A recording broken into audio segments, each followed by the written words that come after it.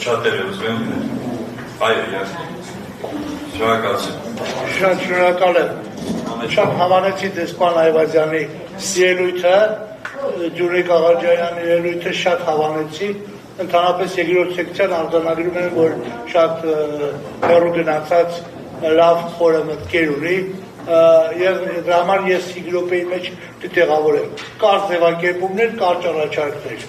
Ուրեմն խոսելու եմ հայ-ռուսական հարաբերությունների մասին։ Այսօրվա գործող իշխանությունը Հայաստանում պետք չի առաջացնում աշխարհում, որ երբ ասում ենք դա արևմտամետ իշխանություն է։ Պետք չկա այս հարցում։ Բոլորն ասում են այո։ Հիմա այս իշխանությունը 2018-19 թվականներից սկսած քայլ առ քայլ տանում է քաղաքականություն, որը կոչվում է դիվերսիֆիկացիա արտաքին քաղաքականության, բայց փաստորեն տանում է Ռուսաստանից աստիճանաբար հեռանալու, Ռուսաստանից դիստանցիա պահելու եւ այդ վակուումները ուրիշ երկրների հետ հարաբերությունները լցնելու քաղաքականություն։ Համաձայնվելով գլոբալ գնահատականի հետ միջազգային հարաբերությունների,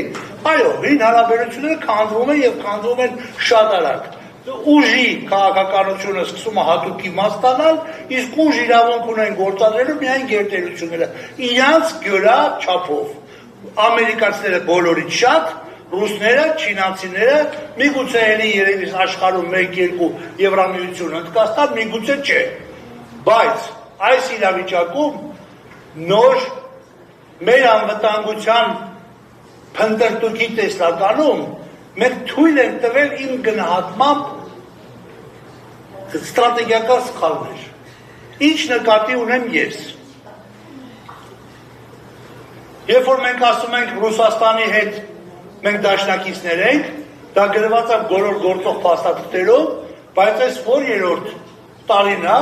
դուք լսել եք, որ երբևէ հայկական լրատվամիջոցներով ասեն մեր դաշնակից Ռուսաստանն է։ Դες բաց չի եղել։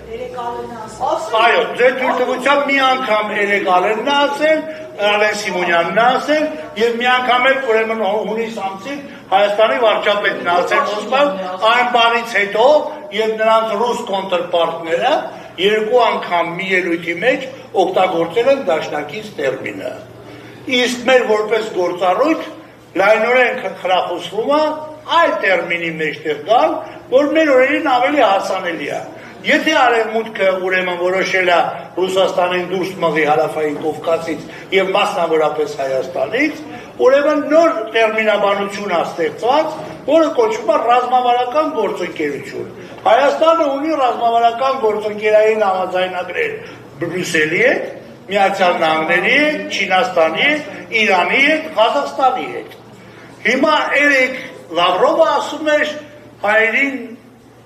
հայերն է դաշնակիցն են եւ անմիջապես ավելացնում մեր ռազմավարական գործընկերը, որտեղ հասկանում է, որ Ղազախստանը Հայաստանի դաշնակիցն է ՕԴԿԲ-ի գծով, դաշնակիցն է ԵԱՏՄ-ի գծով, դաշնակիցն է բարեկամն է ԱՊՀ-ի գծով, բայց բռնում պայմանագիր առանձին ստորագրում ռազմավարական գործընկերության մասին, որը հարաբերությունների ամենաբարձր մակարդակը ձևակերպում, եւ սա նույնպես իրողություն է։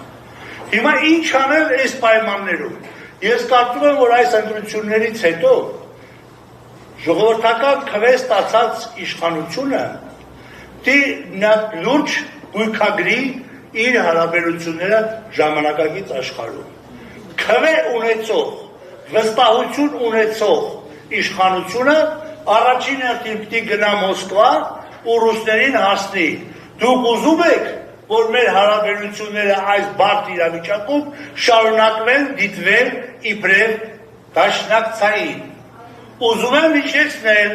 որ 2020 թվականի 44-օրյա պատերազմից հետո պրոբլեմ եղավ մեր հարաբերություններում, հայտնի չեմ ուզում կրկնել։ 2023 թվականին Արցախահայության տեղահանումից եւ բռնագաղթից հետո այդ հարաբերությունները շատ ճարպկորեն օգտագործվեցին արևմտյան գործընկերների կողմից եւ մեր հարաբերություններում Ռուսաստանի դեսպան Կապիտկինի հմուտ ձևակերպմամբ պաուզա գոյացավ, որովհետեւ մինչեւ 2024 թվականի ամառը եւ սկսեց քայլ առ քայլ հաղթահարվել դրանից հետո։ Հիմա Նիկոլ Փաշինյանը ասում է, որ մեր հարաբերությունները նոր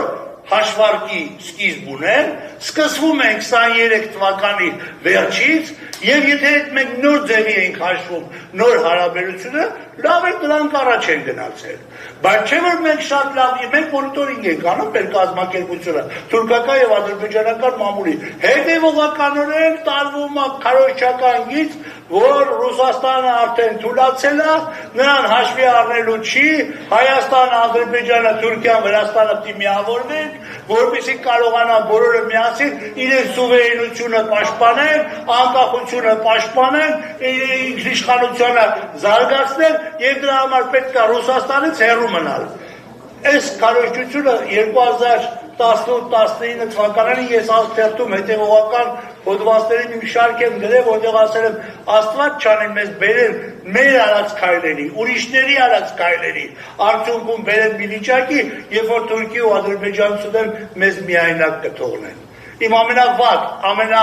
ցավալի կանխատեսումները ցավոք իրականացել են։ Մեզ թողել են միայնակ մեր կբառապաշարի մեջ որոշակի փոփոխություններ մտցնելով։ Ինչա պետք անել։ Ընտրություններից հետո պետք կլինի, որ մենք շարունակենք մեծացնել մեր գործընկերների, ռազմավարական գործընկերների թիվը։ Ես կարծում եմ, որ ամենահարմար մեր գործընկերները անվտանգության պաշտպանության ասպարեզում հյուսիս-հարավ առանցքի երկրներն են, Ռուսաստանը եւ Իրանը։ Բայց ես ոչ թե դեմ եմ, այլ ես կոպիտ սխալ եմ համարում խանգարելը, որպեսզի գործարկվի միջին միջանցքը եւ արևմուտք տրանսպորտային միջանցքը շարունակի լիարժեք գործել։ Առանց այդ միջանցքի ստեղծման ու գործարկման մեր անվտանգության կառույցը լինելու է վնասվող,